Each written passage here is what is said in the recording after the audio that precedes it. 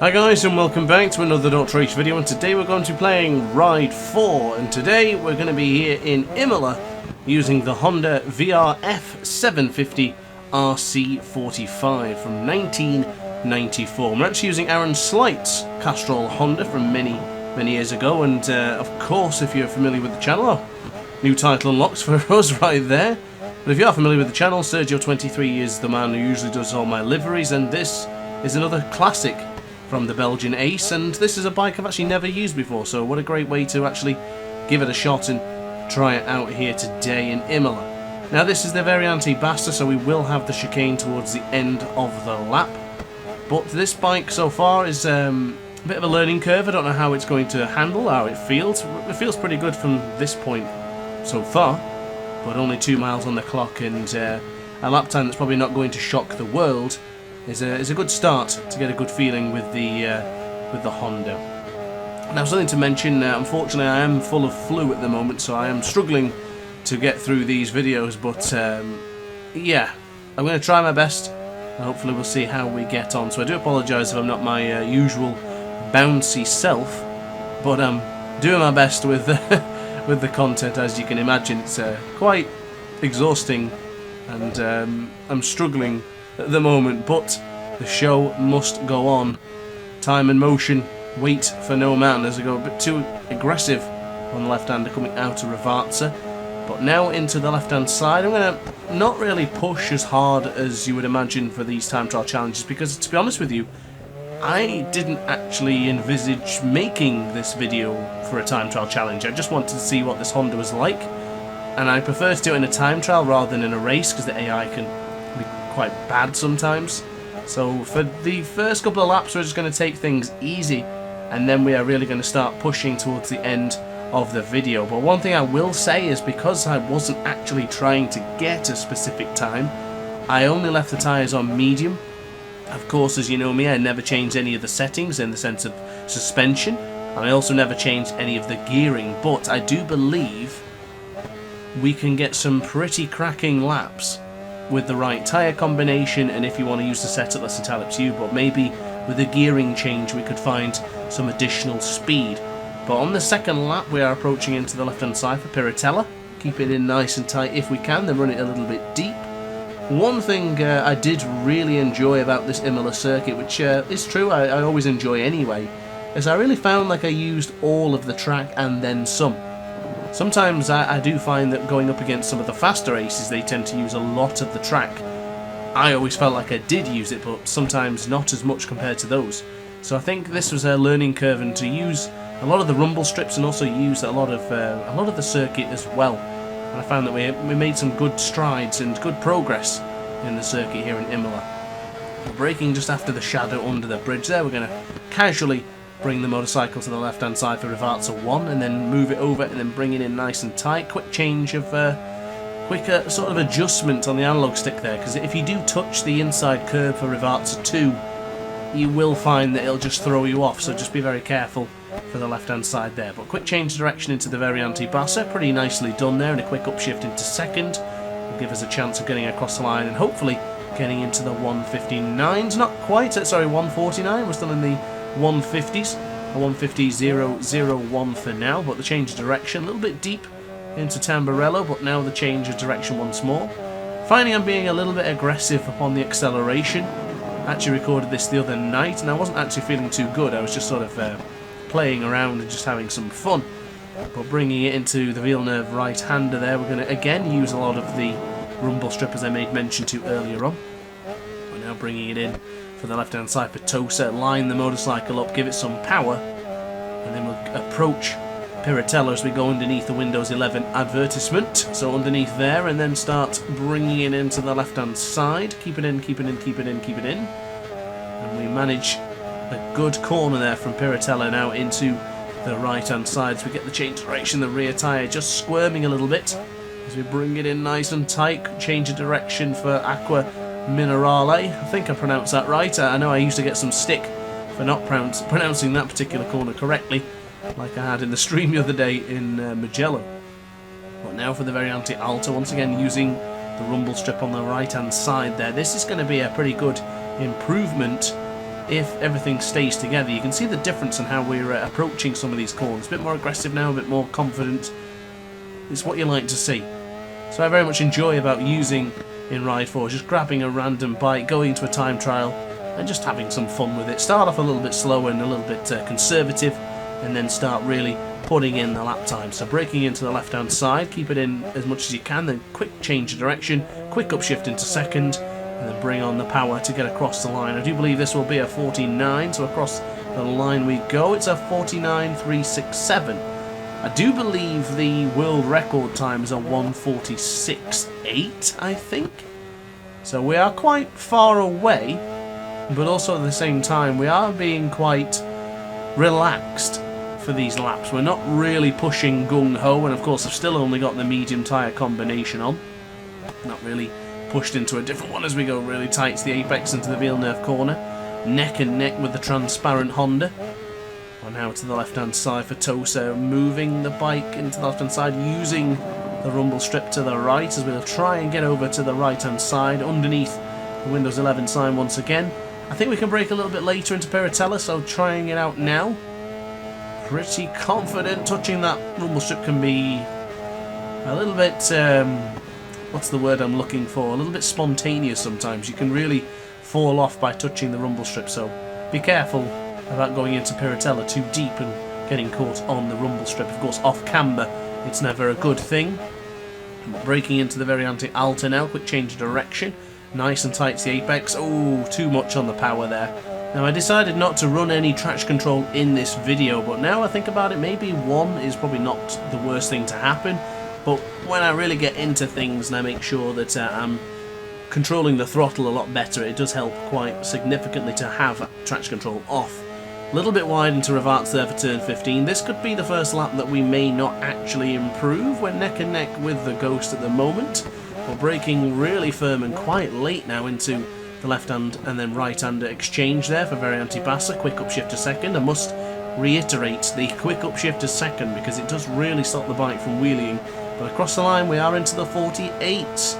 So about 2 seconds away from the lap record. I don't even remember who set the lap record, but yeah, about 2 seconds away. So it's been a very steady improvement as it stands for now. But I would like to aim for the 47s. I think that's doable. We aren't really putting in the perfect lap at any point in this. Oh, we were off the track there. I'm surprised we didn't get an invalidation. I think maybe we should have really, but it was so marginal, I guess. The game probably didn't register the fact we went off track. I'll take that. It's not like MotoGP or Superbike. The second you go anywhere near the off-circuit, it immediately invalidates your lap. And if you're not careful, it'll invalidate the next lap as well, depending on where you are on the circuit. But into the right here for turn 9. Do very much enjoy this exchange of right-handers here. With the bike that finished runner-up in many seasons in Superbike, it's certainly doing a good job around this Imola circuit. I'm a big fan of this Honda. I think it's really good. Now, I didn't actually intentionally make a double Honda time trial challenge. Of course, last time we had the retro Fireblade, and this time we have the brilliant VRF750 RC45. I do really like this bike. It's got that sort of retro feel to it, but it also feels really, really reliable. I can't express how reliable and how comfortable the bike is to use. I think most of the 750s, 600s and anything a little bit less than 1,000 are the sweet spot in Ride 4. I find I can be the most competitive with those kind of bikes. Now, when it comes to the 1,000cc's, I think that's it's another beast entirely. But across the line, it's a 1:48.334, so that's a half a second improvement as we go to start the 6th lap here in today's video. I think I'll aim for about 8 laps in this one, and then we'll see where we end up on the leaderboards for now. But I don't think I could really record much more after that, to be honest with you. I'm pretty much knackered at this point. Dressing gown in the recording booth, let's say. And we'll try and get something to warm me up very, very soon. But into the left-hand side for Tosa, very tight to the apex. I didn't really like the way we exited the corner there. I think we gambled a bit by going too tight, and then the acceleration out of the corner sort of slowed us down. But now into the left-hand side, just approaching 10 to 2 here, 30 degrees here in Imola, but off the track. Ooh, once again, not invalidating the lap, but it's going to be a miracle to actually improve on this particular lap now. 0.5 of a second down we are, so we're trending to put a lap time in similar to the previous one, but I've got the bit between my teeth now, so I'm going to try and eke out a little bit more of a gap, or at least minimise the gap from the transparent friend of ours, but also try and brake that little bit later, be a bit more aggressive, and just try it, because I've said this a lot in the past and I'll say it again. When the lap has been invalidated, or if you already know you're not going to improve, don't immediately just go back to restarting the flying lap. Keep on pushing, and you might find, because the inhibition of you no longer improving the lap time will actually help you, because that inhibition's gone, so you can start pushing it a little bit more and taking more risk. And like here, messing it up a little bit, but still managed to close the gap down to the Ghost. So okay, bear that in mind for the next couple of attempts. So across the line, it is not an improvement. We lost around 0.3 of a second, so it's not really the end of the world there, but braking firmly into the very anti-turn Barello, but now into the right hand side, and then quick change of direction, aiming for that inside apex, and then take it wide and getting caught on the rumble strip. So braking here for the Villeneuve corner. We use the rumble strip on the right hand side as a guide and when to start braking for that particular corner, but now approaching Tosa, I'm going to start braking roughly where the path is on the right hand side for turn 7. Now bringing on the power. Tell you what, this looks quite promising. This could potentially be the 47 that I'm looking for.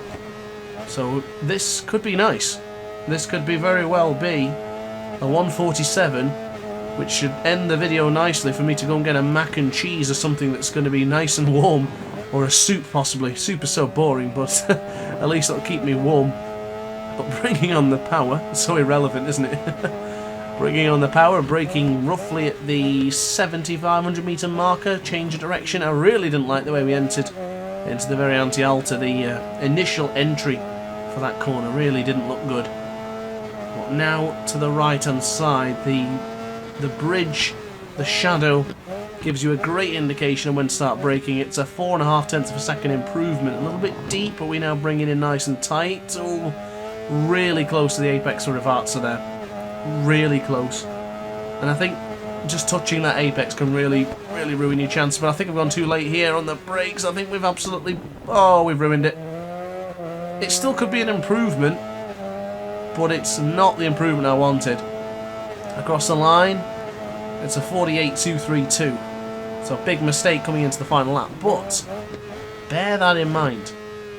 That means the next lap, as long as we stay with the Ghost, we should be able to improve, because as long as we don't mess up the final corner, we've pretty much got this in the bag, and I think that would set us up nicely for a 147 lap time. I think that's where I'll be happy to call it quits in the video, and I'll be enlisting the Ace's help to try and get the world record. Maybe I'll come back to this challenge after I feel a little bit better, but usually I tend to just do the lap times for your benefit so you guys can have some fun with it, and then I never actually usually return back to them. But braking in for the left hand side for Piratella then for lap 8.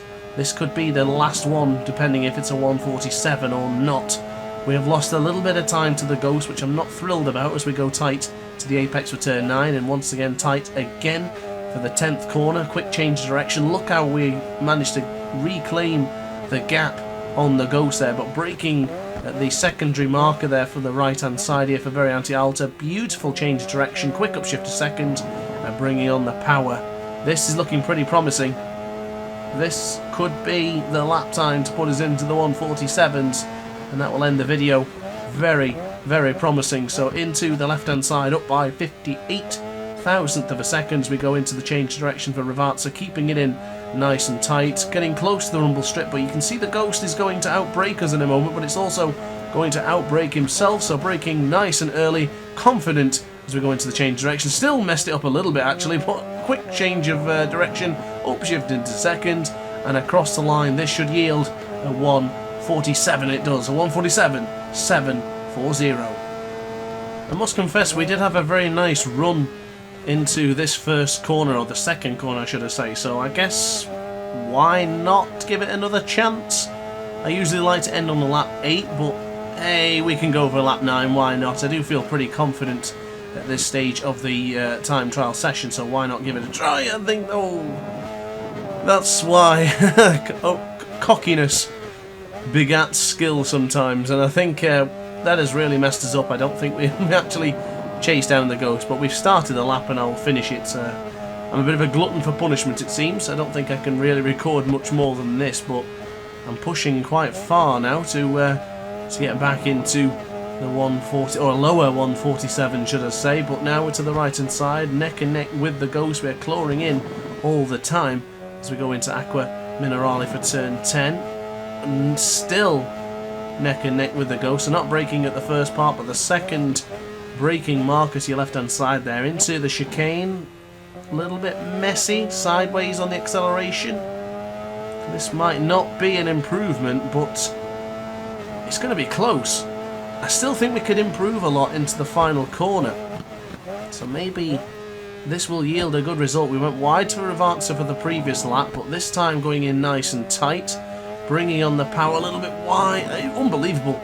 How did the game not invalidate that lap? I'm happy with that though, but don't be abusing that, ladies and gentlemen. Braking firm now. Do we get it right into the chicane? Pretty accurate this time. Ooh, just touching the rumble strip might have cost us, but I'll tell you what, we are actually going to improve here. Across the line, it's an improvement to a 147.706.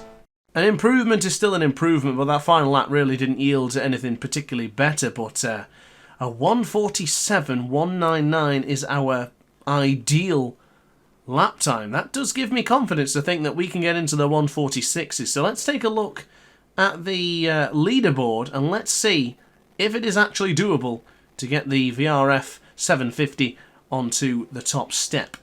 So there you are then, guys. We need 9/10 of a second to get the top spot. I think it's possible. And for goodness sake, I'd love to beat an Hayabusa. I really would. The only Honda VRF750 in the list certainly gives us confidence to try and improve our lap times. But guys, it is now over to you to improve on my lap time and get yourselves in the world record spot. Do it for the aces, do it for me. But guys, thank you very much for watching the video. I do hope you enjoyed. Don't forget to like, comment and subscribe, and I'll see you in the next video. Ciao for now. Oh hi, didn't quite see you there. Good to see you're still here. If this video didn't quite set your appetite, then why not watch some more DrAce content by clicking the video shown on screen now. Furthermore, if you would like to follow me on social media, you can do so now with the links down in the description. Consider subscribing so you don't miss a single DrAce video.